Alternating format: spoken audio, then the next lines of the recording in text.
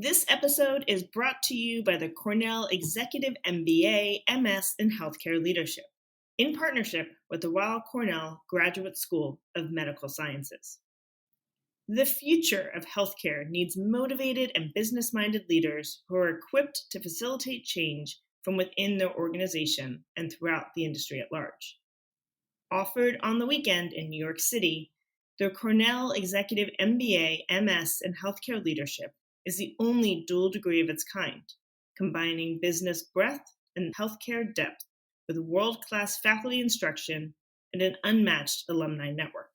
Take the next step towards driving innovation in the healthcare industry by connecting with their admissions team. Search Cornell EMBA-MS to start your journey. Welcome to the Ellevate podcast, conversations with women changing the face of business. And now your hosts, Kristy, Wallace, and Maricella, Herrera. Hello and welcome to the Ellevate podcast. This is your host, Kristy Wallace, with my co-host, Maricella, Herrera. Maricella, how's it going today?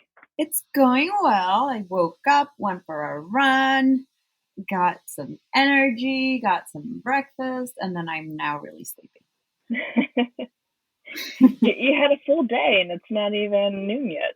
I know, which for me is very early. It is.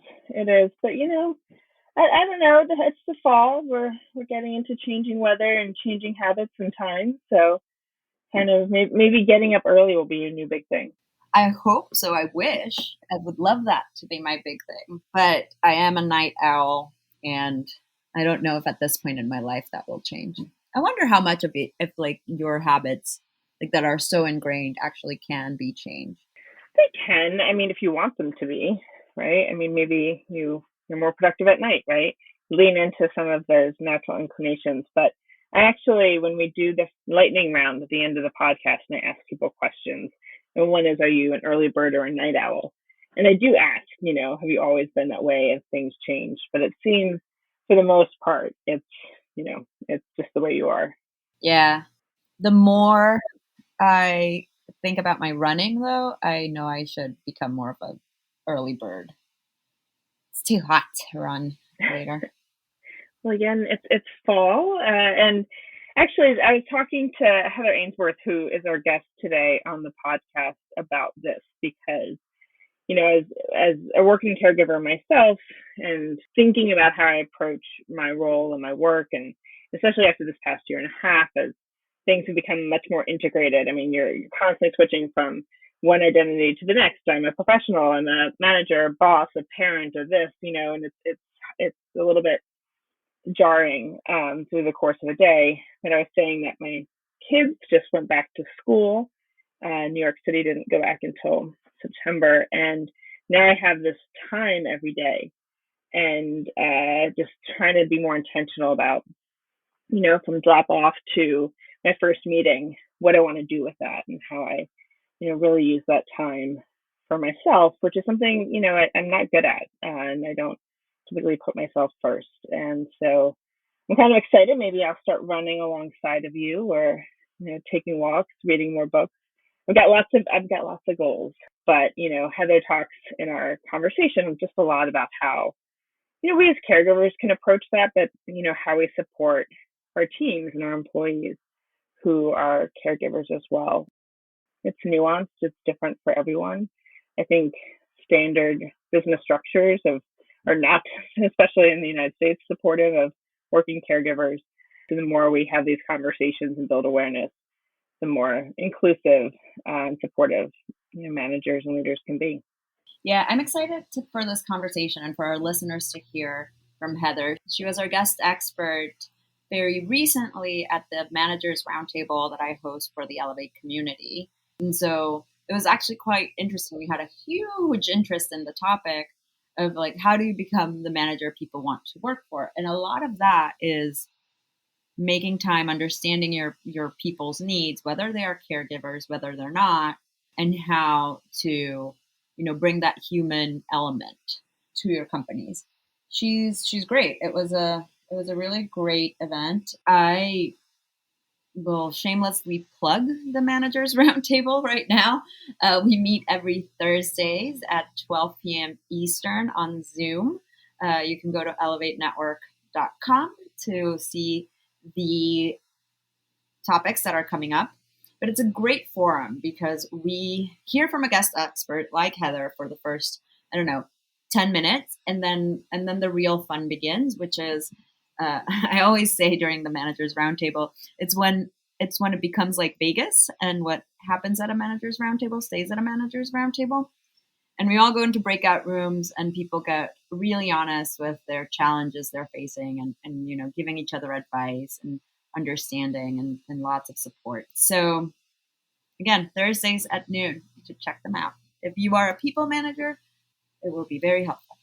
I promise. Excellent. And for all of our listeners, there's a space at Ellevate for you, a space for you to come together with peers to tackle the opportunities and challenges that are top of mind, to get that support and validation. If you are in the midst of a career transition, if you are an executive, manager, rising leader, or business owner, I encourage you to go to EllevateNetwork.com and learn more about our programs that have been instrumental to me, to Maricella, and to so many in our community in helping us to achieve everything that we're seeking. And to be honest, to navigate these times where there's a lot of unknowns, we're trying to figure out, how to balance.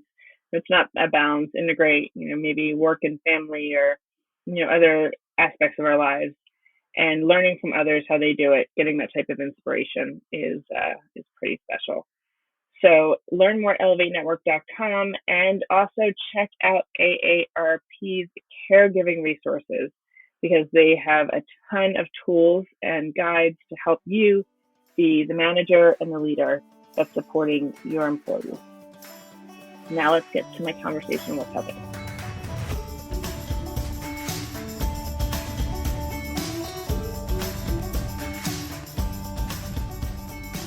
Heather, thanks so much for joining us today on the Ellevate podcast. Thanks so much for having me. I'm excited for our conversation. So for our guests, I've known Heather for quite some time. We've had the great pleasure of being on an executive roundtable together twice, I think, talking about how workplaces support caregivers and in the changing face of work and caregiving, and just thinking about the impact of the pandemic on our families and our lives. And so it's really exciting to have you here today, because we just have a lot to share, context and stories and resources that for our audience and for me personally are incredibly valuable and useful. So thanks for joining us. I cannot wait to dive into this conversation. Thanks. Me too. So Heather, I wanted to start and just share a little bit about you, some of your personal background and how you got to where you are today, and what's the work that you're doing. Would you mind sharing a bit? Sure thing. So in a nutshell, I'm an advisor for AARP's family caregiving team, but a consultant myself, a CEO of Workable Concept. And I grew up on the East Coast, but now I live in the San Francisco Bay Area with my husband and my teenagers. I'm adjusting to being the shortest person in my family, which is my personal struggle at the moment. But how I got here is I was a total poet in business school, and kind of always looking at how social impact and business intersected, and how business could create environments where people really can live to their full potential. So I went off and built really big childcare businesses and co-founded a startup while I was pregnant with my second child, which was interesting, and led a national nonprofit that was focused on gender equity. But I was always motivated by wanting to build a world where people can thrive, both professionally and caring for their families. And I think back, that's obviously attached to the fact that, I essentially watched my mom, who's one of three women in her own med school class back in the day, raise three girls essentially on her own, and trying to do that, navigating a world where there were very few female physicians in her peer group. And so that just imprinted on me, how do you create a workplace where people can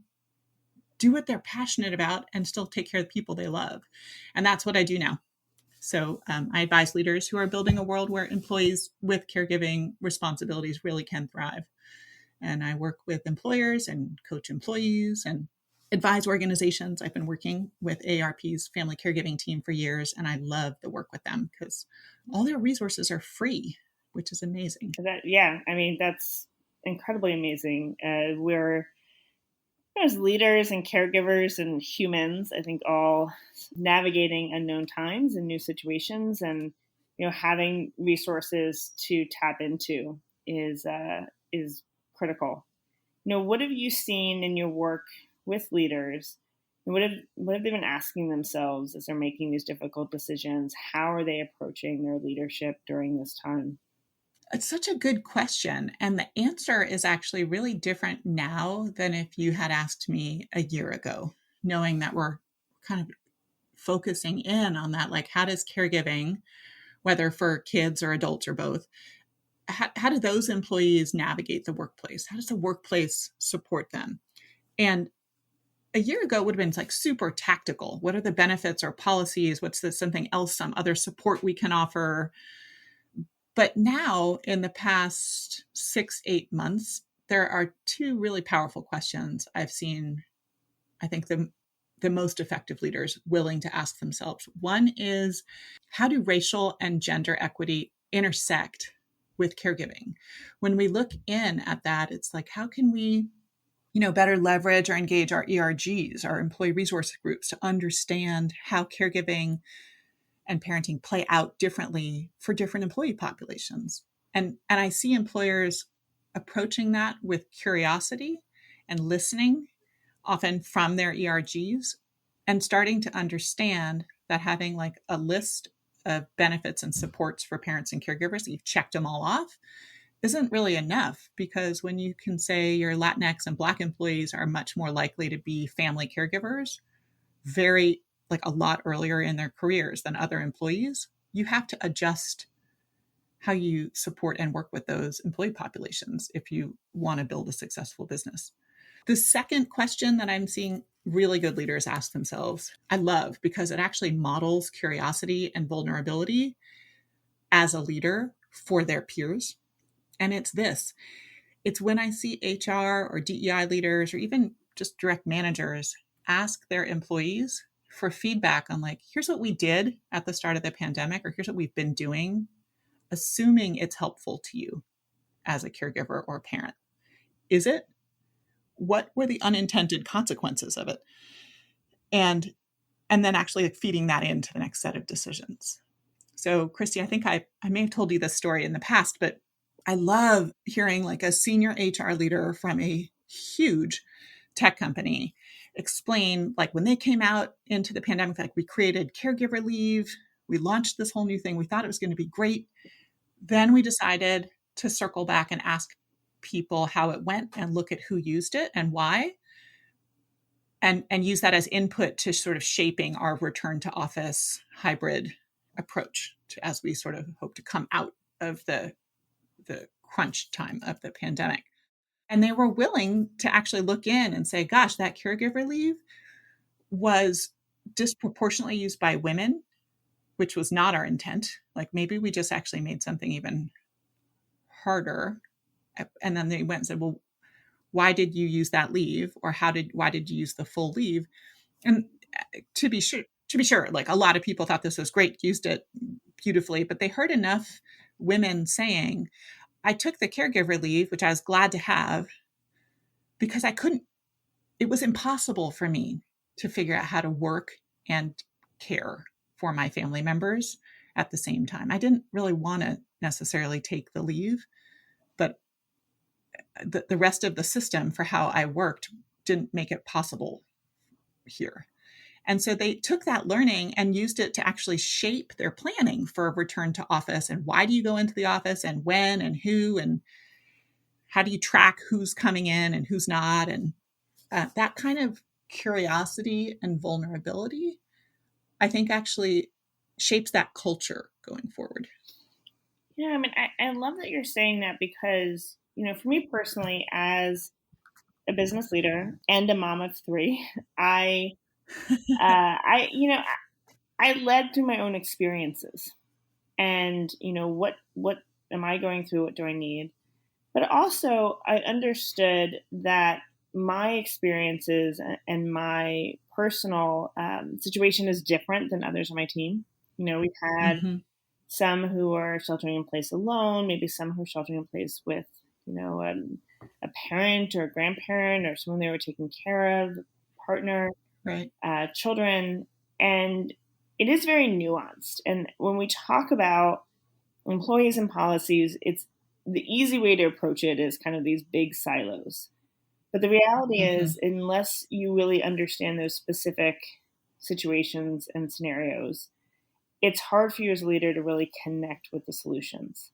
So asking those questions and really, being open to the feedback, Uh-huh. to, checking in, seeing how things evolve and change over time is, I think, a critical leadership lesson that we should all be following. Absolutely. And I would add into that it's really important that we don't just take our own experience and generalize it to everyone, that we're listening and asking for feedback, but around the issue of caregiving, also really remembering only about half of employees even tell their manager that they are caring for an adult loved one in their life in some way. Like only half. You actually kind of can't hide parenting. We've seen stories in the last year of people like having pandemic babies and their teams don't really know they were pregnant until all of a sudden there's a birth announcement. But eventually, most of the people that you work with realize that you're a parent, but only half of people who have family caregiving responsibilities tell their employers or their managers. So we need to assume that more of that's happening and that the nuances and the complexity of what that looks like for employees is different for everyone. So I love the way that you framed that. And what are some of the other trends you're seeing? I mean, at the start of the pandemic, we saw just a lot of attention going to the experience of women who were juggling work and caring for their families. Personally, it's real, but it was so overwhelming for me to see that and to just see myself reflected in that and this kind of reality that we are in. And it's coming back up a bit now as we, hopefully return to in-person school. What has been that Mm-hmm. shift in the past 18 months that you've seen? And particularly, like, how do the leaders and the managers and the allies and advocates who are listening to the podcast today, what should they know about this shift, and what can they do? I think we are always going to continue to see that the news media creates like moments of like, oh my God, the sky is falling and a gazillion women just left the workforce and it's great resignation. And all of that is true and needs continual attention. I think what we're seeing though, as we're settling in 18 months is whether or not it's a good thing or a bad thing, people are not, that's not new news anymore, that this is a she-cession, that it's harder on women, that women are the ones leaving. But what we are seeing is also people really looking for what are the opportunities, who is staying, how can we get more people to stay, how can we make it work for them. And I think when we think about what does that look like for a manager, for example, like understanding, like employers are starting to see that the balance of care work in a household, which they used to think is like totally private, right, actually now has a huge impact on whether they're able to retain their workforce, their women in particular. And so the line of sort of perceived privacy from an employer and like where it's okay to offer support to employees is moving a little farther into the home as the work and the employees have been in their homes. So with that, some employers are actually sort of sponsoring workshops for their employees to create their own personal plan, their own caregiving plan that kind of fits in with their professional annual plan, which is some of the work that I've been doing with clients. And it's really interesting to see employers say, we have all these resources for you that are supports. We understand you don't always want to talk to us or your manager about this particular issue of caregiving, may not feel totally safe, but we still want to provide you with resources to put your own plan together so you can stay and keep your career on track and be advanced professionally and help us build our organization and our business. The other piece is I think employers are starting to pay attention to like managers matter for who stays. And they're starting to put resources into manager training and manager support, to asking managers what it feels like to be in that buffer zone between constantly changing but very aggressive business goals and all of the workforce issues we're talking about, right? In a very tight job market. So that pressure on manager level in an organization is about as high as I've ever seen it. And employers are starting to look for what can we do for that group of employees, which is exciting. Yeah. I'll tell you, at Ellevate, we've been doing weekly roundtables for executives, for managers, for business owners, for leaders. But I echo what you're saying. I mean, managers are just in a place where, businesses are struggling and they're tied to P&Ls and KPIs and wanting to succeed. Their employees are, navigating being caregivers and, living during a pandemic and remote work and all of this. And it is a really hard place to be in. You're learning on the job in an environment that there's not a lot of, framework for. And so the resources you have, that's why it's so important. We need, as employers, and leaders to think about, like, how do we set our managers up for success? Because we know that people don't leave companies, they leave managers. And the more we can create that, framework of support and conversation and awareness, the better your business will come out of this time. And it's not just coming out. I mean, you and I spoke before we started taping, there's no going back, right? It's going forward. But where do you want to go forward to? What does that look like? Right. And do you trust that your managers are the ones who will either take you towards the vision that you put out as a senior leader or block it, whether actively or because they're just stretched too thin, right? There's, I just really feel for whether you're managing a team of 3 or a team of 300, I think many of us have been in that position of wanting to be the manager who is a whole human and sees and values that in every single employee, and being in a boardroom or a conference on Zoom these days where you're going through your reforecast and getting pressure to shave here and boost there. And there are people at the other end of that. And your goals for the business should assume that those who are eligible for things like, paid family leave actually all use their full benefit, or else you're not going to have those employees going forward. So it's a real opportunity for leaders to compete with hiring and retention and promotion on work-life integration. And I know we're talking a ton about caregiving, but we know that the managers and the employers who allow all of their employees to integrate what brings them purpose outside of their professional life with what are their passion and ambitions professionally, those are the companies people stay with. And sometimes it involves caregiving, and sometimes it involves, a new passion for kite surfing. Either one is fine. But I think the new normal, which we're still creating very clearly, is going to be based on the fact that every generation, including kids who are watching their parents work right now through this, are going to demand the ability to have a life. Yeah. And I think that's great. I agree completely. And I think that for some of us, and myself included, I kind of came up through the ranks of business where every day off was scrutinized. And it was like, do you really need to take this day off? Come on, we need you in the office. Right. FaceTime was the thing. And, and so I encourage managers and leaders to be, to be aware of that, to be intentional about what are some of those structures that maybe you feed into by nature of just, the environments you've worked before, and how do you question that and let go of them? Yep.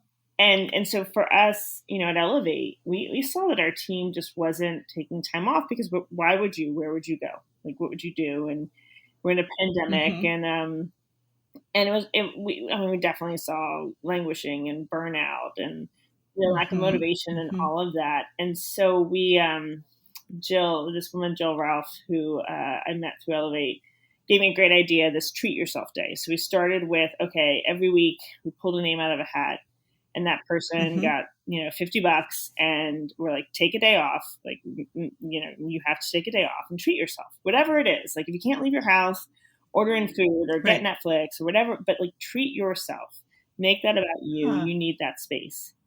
And it was so successful and so well received that we then, looked to our summer hours, which we used to have early close on Fridays, but we realized, sometimes people had a hard time ramping up in the morning, and sometimes people had a hard time shutting down at, early close. So we said, we're just going to close on Fridays. Every other Friday in the summer, we're going to be closed. We're going to experiment with a 4-day work week. And that was incredibly successful. And people said it gave me time to just focus on myself and to get other things done and to make space. So we extended it through the end of the year. Right. And I tell these stories in large part because experimenting is okay. Try different things, see what works, wherever your comfort level is, start somewhere, and then continue to build. And and ask, like you said, ask your employees for feedback, see, what that experience was like, the benefits. But it's just, I think we can do so much more.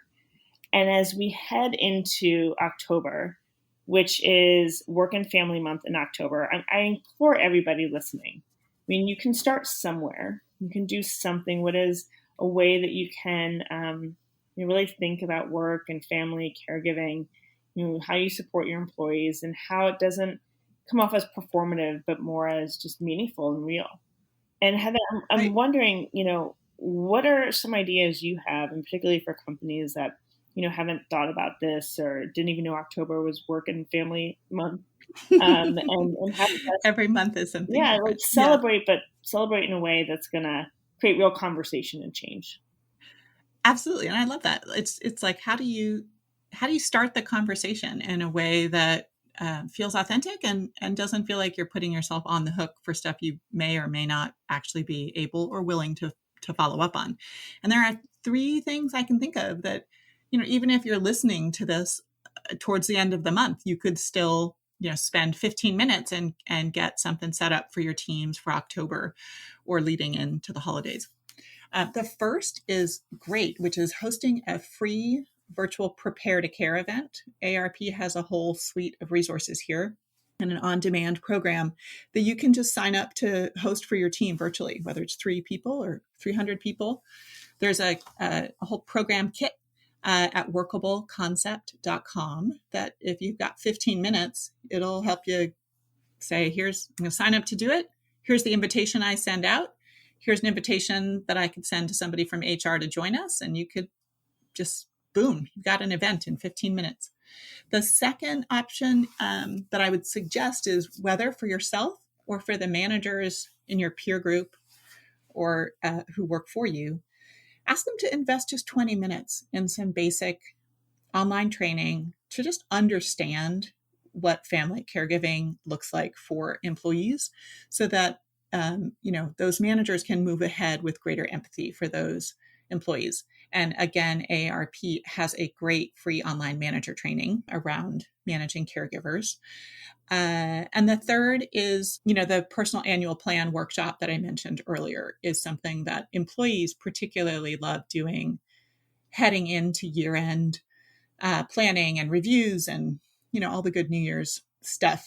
So being able to say, hey, even if I'm just a manager with a little extra budget, and I can't change the culture of the whole company or the benefits of the whole company, I can at least give you, my team, room and support and structure and some community to say, how are you going to put together all the supports you do have with our business goals and your own professional ambitions for 2022? And So all of those, there's shortcuts to each of those resources. So you can find them easily at workableconcept.com. And Work and Family Month in October, it's just a great time to say, like, we see you, whether you're caring for kids or adults or both.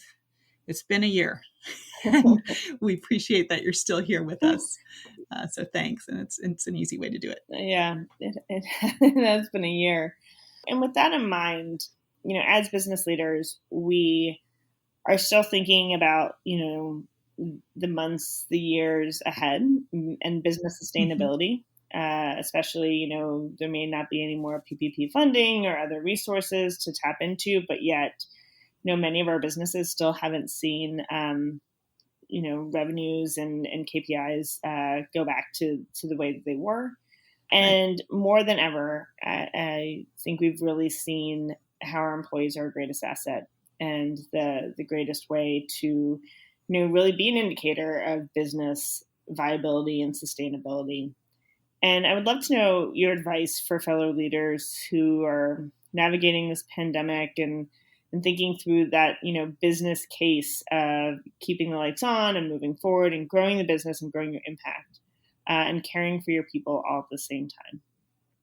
I think really when we look at how businesses are going to rebound, and I used to own very large P&Ls and live in spreadsheets all day, the cost of attrition or of not being able to promote internally is so underappreciated and is going to be, I think, a huge hit for companies who are not creating a workplace where they can keep and promote their people into roles as their business surges forward and then maybe plateaus a little and surges forward.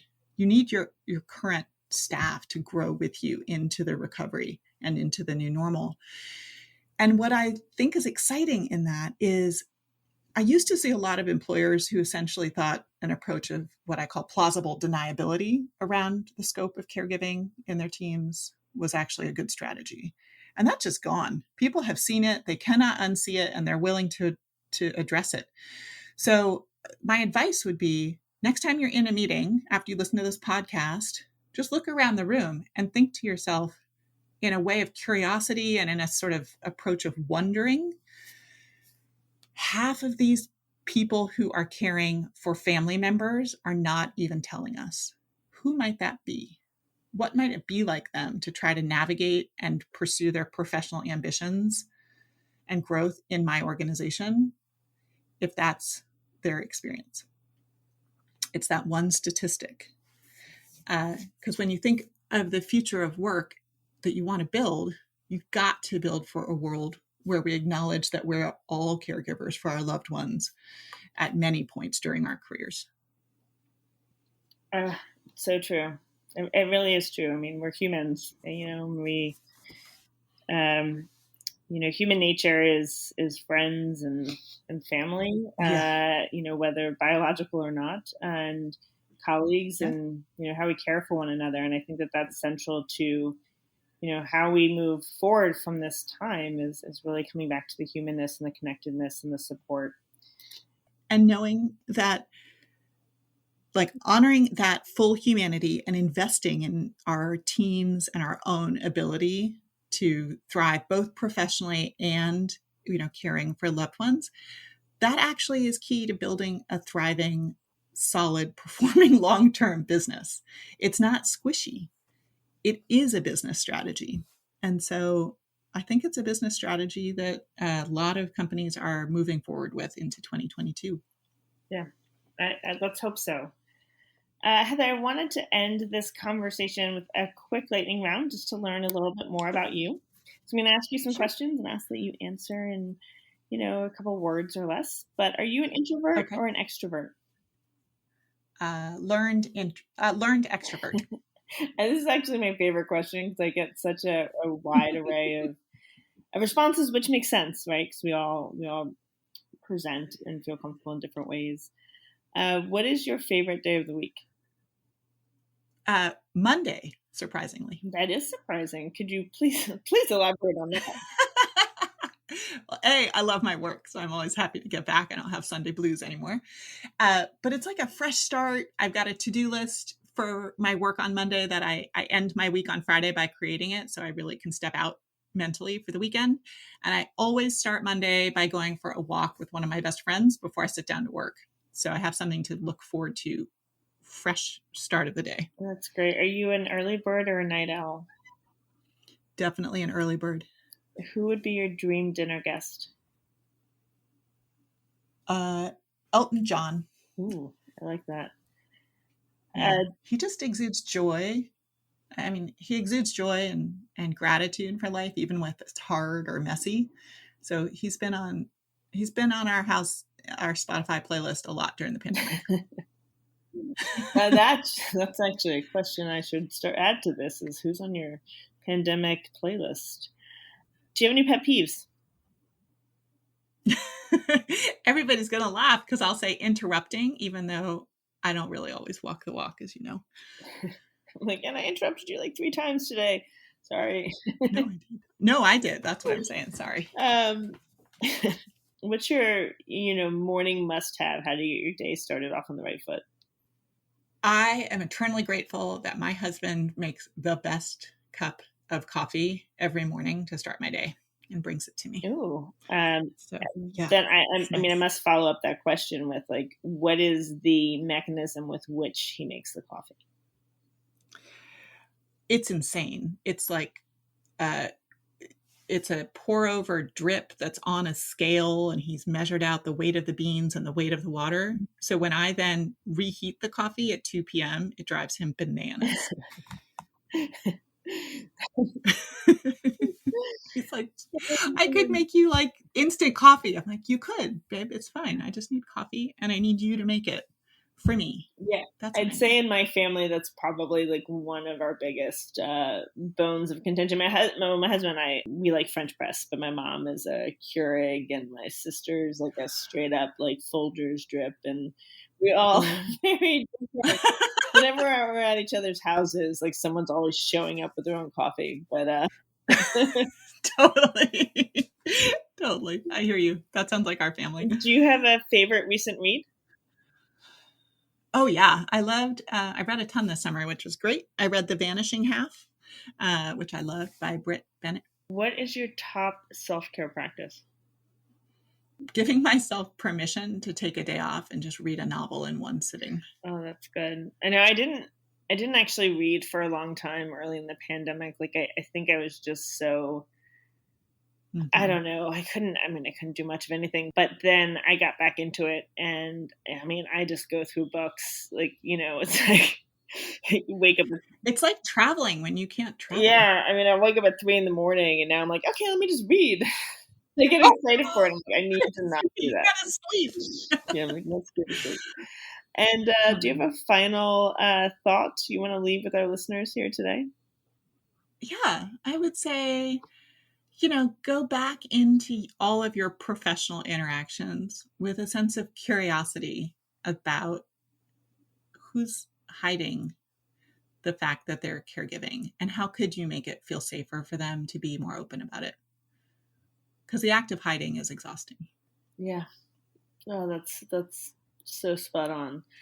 Thank you, Heather, for joining us here today. It was just a pleasure to catch up with you again and to be inspired by the work that you do. And thank you for sharing all those great AARP resources. I encourage everyone to please check them out. I think the true testament to leadership is how we support our teams and create environments where they can succeed.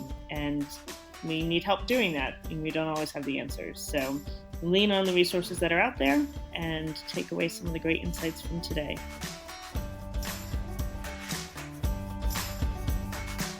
Thanks so much for listening to Ellevate. If you like what you hear, help a girl out. Subscribe to the Ellevate podcast on iTunes. Give us 5 stars and share your review. Also, don't forget to follow us on Twitter at EllevateNTWK, that's Ellevate Network, and become a member. You can learn all about membership and all the great things that Ellevate Network is doing at our website, www.ellevatenetwork.com. That's ELLEVATE network.com. And special thanks to our producer, Catherine Heller. She rocks. And to our voiceover artist, Rachel Griesinger. Thanks so much, and join us next week. 92% of households that start the year with Peloton are still active a year later. 92% because of a bike? Not just bikes. We also make treadmills and rowers. Oh, let me guess, for elite athletes only, right? Nope. It doesn't matter if you're an avid exerciser or new to working out. Peloton can help you achieve your fitness goals. 92% stick with it. So can you. Try Peloton bikes, tread or row risk-free with a 30-day home trial. New members only. Not available in remote locations. See additional terms at onepeloton.com/home-trial.